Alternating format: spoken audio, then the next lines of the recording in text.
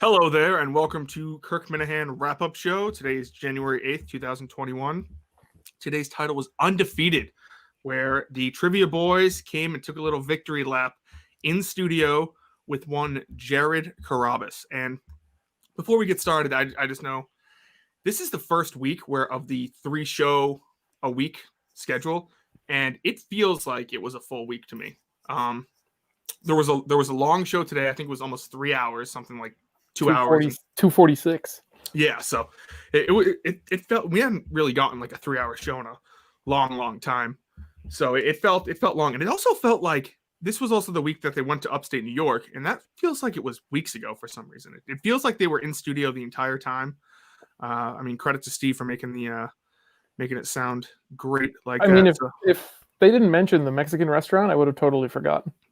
Yeah, and they mentioned it on Wednesday, and I was just like, "Oh, cool! It sounds fine." Like, and then I'm like, "Oh, I wonder how long they're there." And then on Friday, they're like, "Oh, we're back." I'm like, "Oh, okay." And then you also take into account the trivia show with Jeff D. Lowe, and that's pretty much it. It's a short show in and of itself.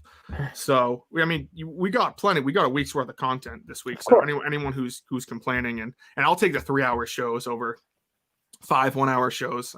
Sure. I mean, it's any week. Yeah, of course. So he seemed more energetic too. Like, yeah, he really did. He really seemed more energetic. Like, maybe a little livelier, a little older. Yeah. Yeah. So I am joined by Blind Owl and 610. How you boys doing today? Very good. Here. I got your message to come on, and I had to listen to it during school, and I'm laughing, and the kids are all looking at me like, "What the heck is wrong with this guy?" Just the blind guy just having illusions in his head. Just laughing. My headphones in, just laughing to myself.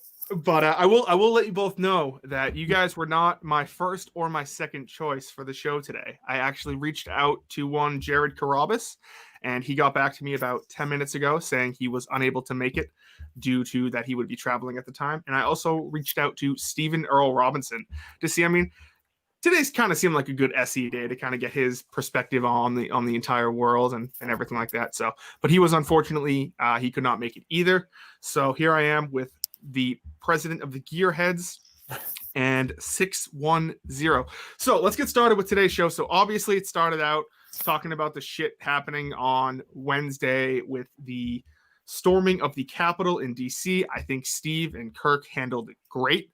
They came out and they said, listen, this is complete disgrace. They talked about how you really can't compare it to the Black Lives Matter movement that was happening over the summer due to the fact that this was the president, the highest office in America, who was encouraging these protests and these people to storm the Senate building.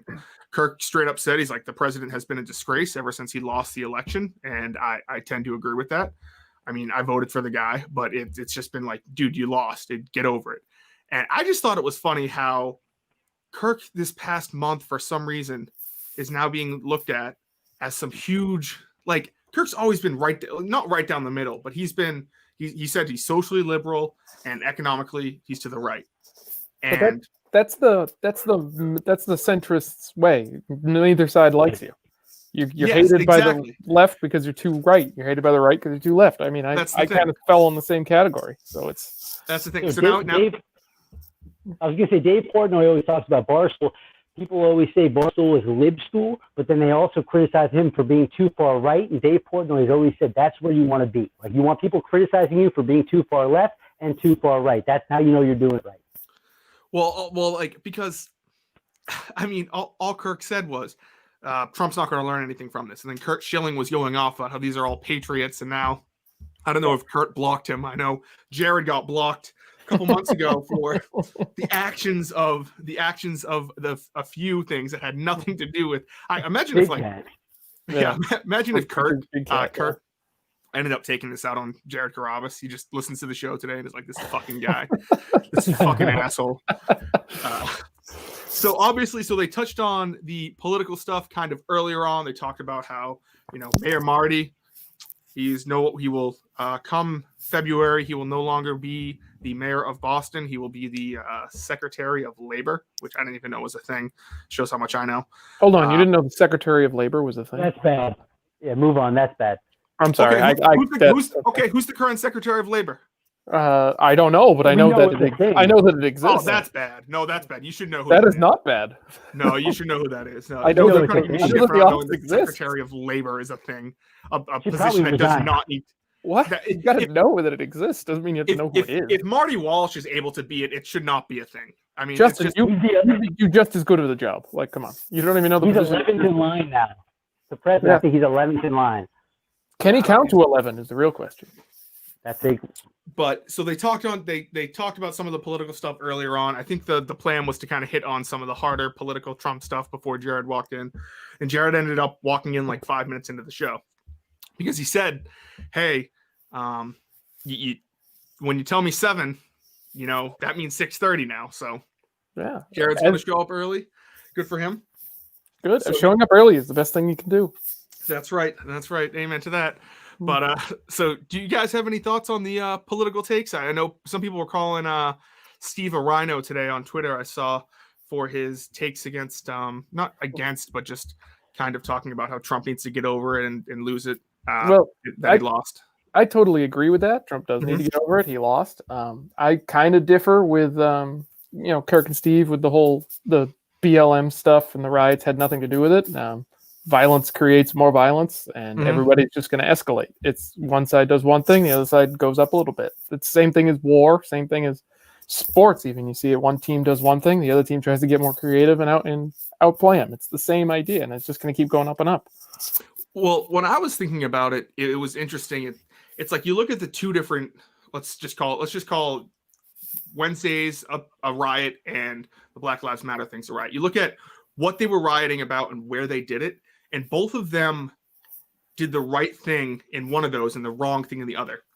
Yes. So if you truly believe that the government is corrupt and that it is let's say for some reason there were legitimately millions and millions of people who just didn't get their vote casted, the place to protest would be the Capitol building. Yes, but you don't bust in. You don't bust in.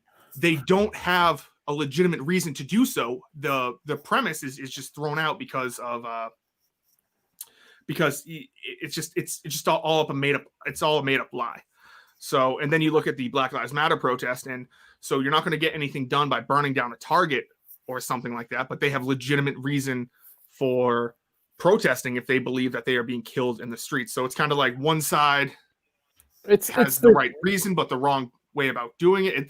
The whole thing is just there's the violent wing of every political party, and they're going to come out and you see the people saying, "Oh, there was Antifa there too," and there was the Proud Boys or whoever at the BLM ones. Well, you're going to get the idiots from both sides who are just want to cause havoc. That's all they want to do.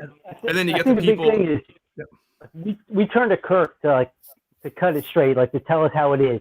And I think that's what I really appreciate, because we know how he feels politically. Even though he says he's a little bit libertarian, the thing is, you got to call a cock a cock. If somebody's being a cock, you got to call him a cock. And in the Black Lives Matter protest, he called the people like Ellie Schnitt, who was burning down police stations. He called them a cock. And he's doing the same thing here. I think that's what we appreciate in Kirk. He just shoots it straight, and he tells us how it is. That's how we want.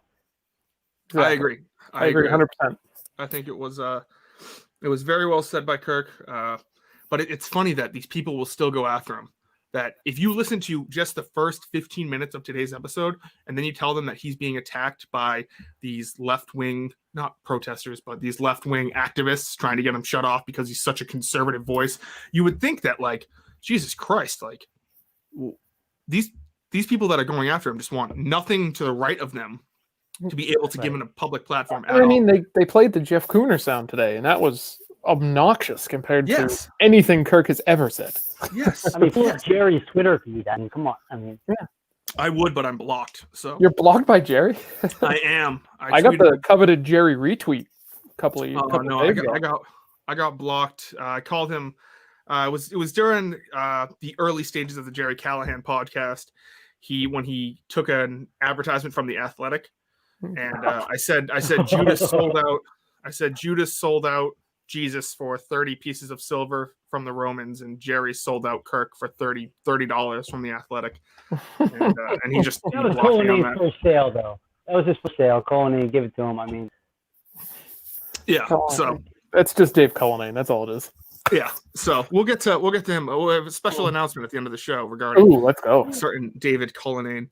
And so it was also announced during the show today. It was kind of swept under the rug. They hit on it a couple times for a little bit. Jared Carrabis has access to a parody account, and apparently it's prevalent. Apparently it's not like one of these ones that has like 5 followers that was around for a day. Apparently it's currently active. He has the password to it. He hasn't posted to it, but he uses that to see other things, which is interesting if he doesn't post to it, because I don't think any Minifans would have Jared blocked for any reason. I know exactly which one it is. It's Kirkman Show polls. It has to be, because they're the one that posts about Carrabis all the time. Okay. My investigation disagrees. Oh, do we have evidence? I think it's no, there's zero evidence, but Robinson rules. Oh, okay. Interesting. Okay. That one's been around for a while. Jared has uniquely liked his tweets more than any other parody account, though. It's interesting. I mean, that's interesting. That is very interesting. I just figured it was the polls because it was just kind of generic. They could just put up polls about anything. Carrabis is kind of a nitwit, so he clicks Robinson rules and he sees Attorney General of Kirk Minahan show, and he's like, "Oh, that's a prominent account." And so I think that's what happened there. Oh, I see. I see what you mean. I see, but I think Carrabis is smart enough to not leave breadcrumbs where he would tweet something out at himself and then go back to his account and like it. I think the rocket stays hot. I don't think the rocket stays subtle. Okay. I like that little saying there. Yeah. So if the rocket stays hot, the rocket does not stay subtle. I like that. So I have no idea. I have access. I've thought about making a parody account in the past to just kind of have like my own kind of personal, like anonymous thing. The burner.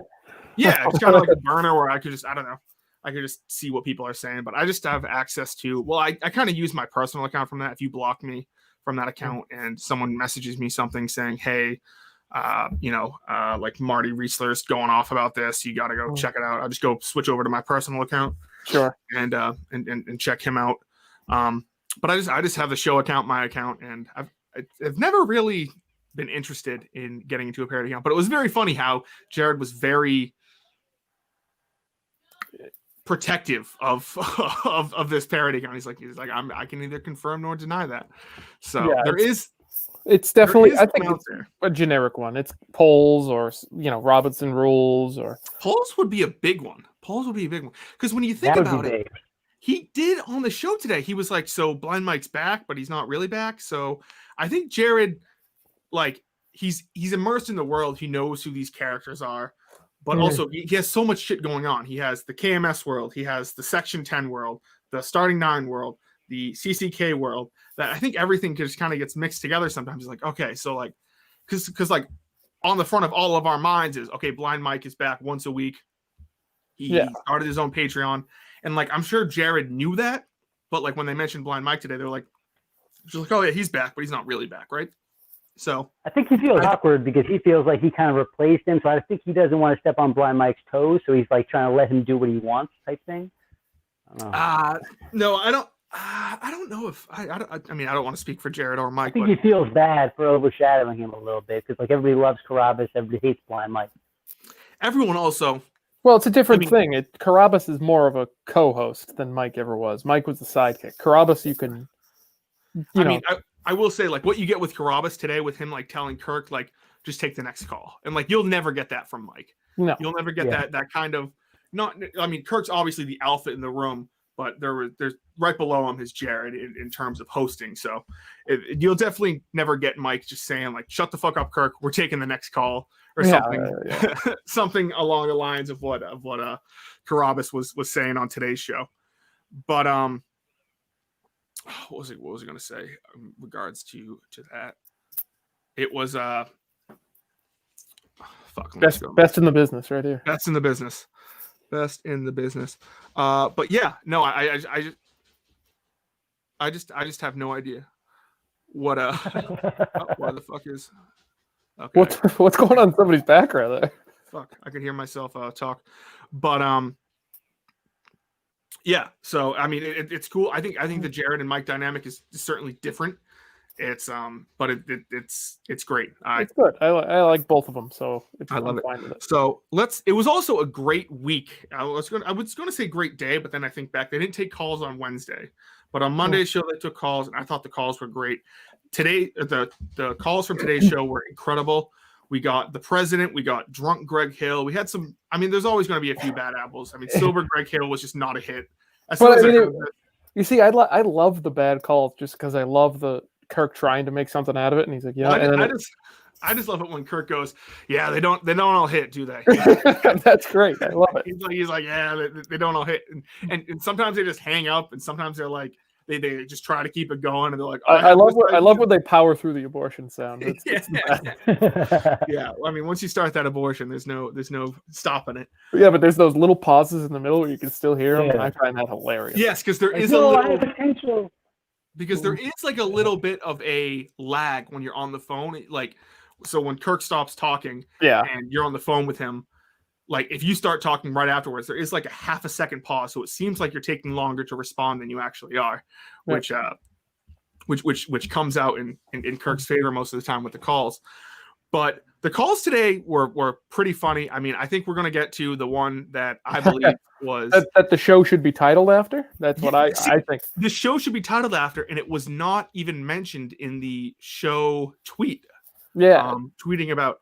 I think that it should be the new intern Justin, or I found your number, or I found your number. I love you. Bye. I think I love you. Bye would have been a great title. But yeah, so let's get into it. I am now no longer the only Justin in the Kirk Minahan universe. Justin from Milwaukee, who was a guest on Mike and the Minifans months and months and months ago. Yeah, made an appearance. Called in today.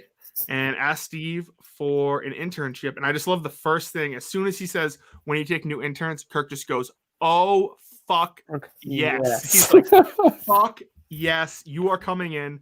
You are doing this. This is the greatest thing I have ever seen. Justin, when this happens, I demand, and this is a demand on behalf of all the Minifans, you have to record every conversation you have with them. Record every single one. I will tell you that I have had. I don't want to get too specific into what DMs have been sent back and forth, but let's just say a couple times I've checked my DMs and there was some porn sent to me from someone, and I go, "What the fuck makes you made you think I wanted to see this?" And he would go, "Oh, I thought it was funny," but no, it's he was sending me ideas for YouTube shows today, so I mean, I'd love to get him on board and get him going. Was the porn his ex-girlfriend? Was that his ex-girlfriend? I have no idea. It was like people like shooting stuff out of their pussy. Oh, Jesus Christ. It was strange. But I still think they're together too. I'd love to get them on. Perhaps Justin and the Minifans 2.0 tomorrow. Let's see. We'll maybe. Justin and Justin show. The Justin and Justin show. I like that. He won't be here in a week, so get him on set. I like that. Yeah. Justin and Justin show. I'll reach out to him. That I'd watch. I thought the call with the president was very funny. I thought that, Kirk saying, like, I wasn't very critical of you, Mr. President. Steve was fucking ripping you apart over there. I love when Kirk does that, too. He just throws people under the bus. Oh, it's great. He's going to do it to all of us eventually, but... He just throws people under the bus to these parody callers in the way.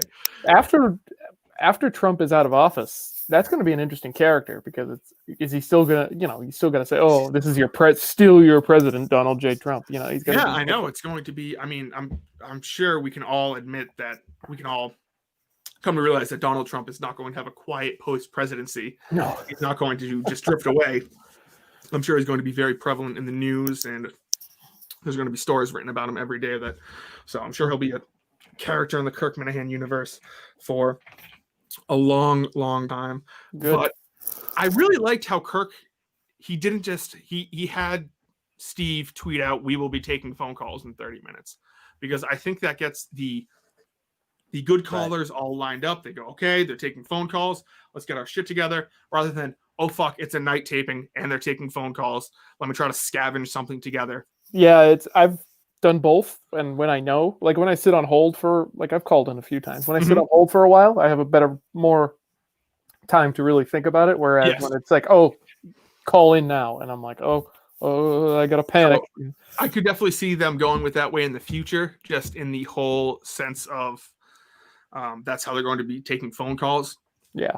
Is they'll kind of let people know beforehand that today will be a phone call day, or hey, we'll be taking phone calls in an hour. Because I really think it came out very, very well in regards to the phone calls. So yeah, I know people hate on the phone calls, but I think when they're really bad, it's funny. When they're really good, it's funny, obviously. And when they keep going back and forth, I think it's even funnier because they just or when two characters try to be the same person. Well, I think it's great when when I heard Justin's voice today. Yeah, I was like, yes. I was like, fuck yes, because I was like, I don't know, does Kirk recognize his voice? And I know Steve recognized his voice before, but I knew it as soon as I heard the oh god. I was like, oh yep, this is And I love when you get one with a weird voice and you're like, this has got to be Blind Mike's dad. This has got to be like and it keeps you guessing, and sometimes new characters come up. I mean, there are some people like who's that guy who pretends to be the Hall of Fame Celtics player?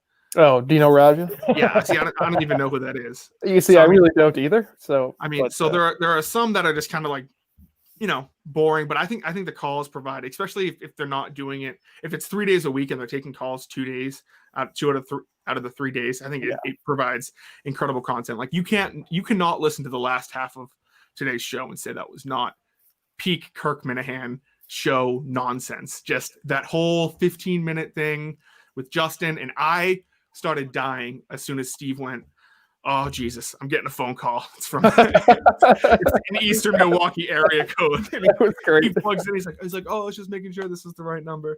I thought that was hilarious. What else? What other show are you going to get that? I mean, it's literally a live. It's a podcast, but what other podcast records and just doesn't edit anything out like that? It really was. It was great.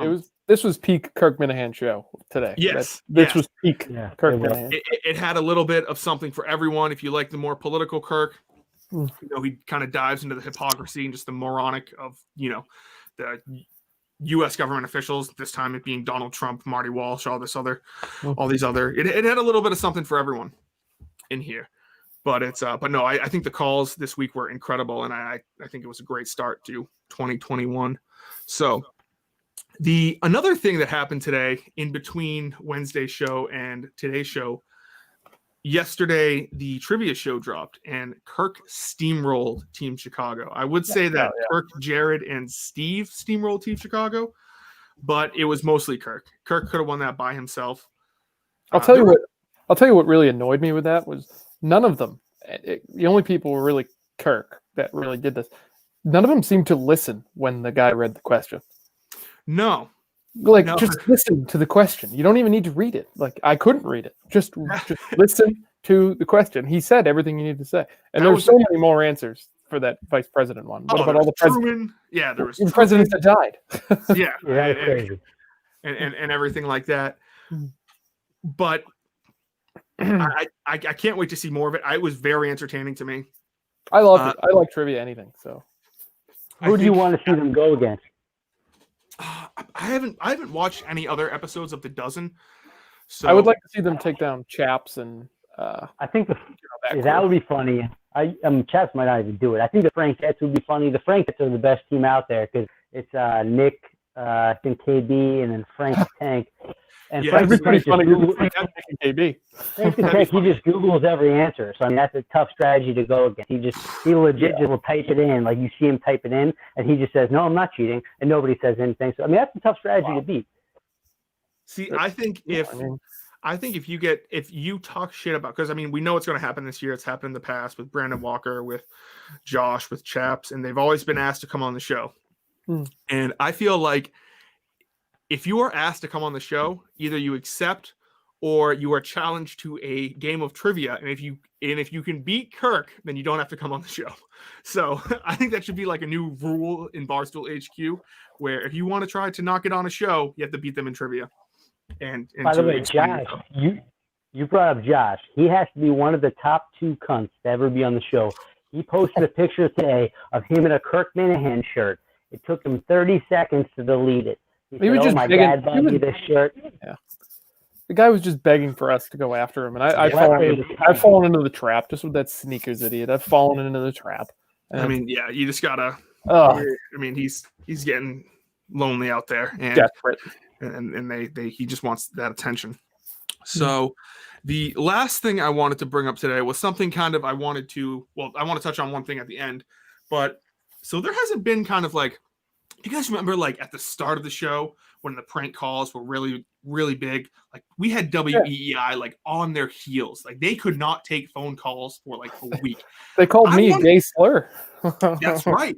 I want to make next week be shut down the WEEI phone lines week. I want to have everyone just be calling into WEEI, prank calling them, dropping references, make it so they're just unable to get them off their game.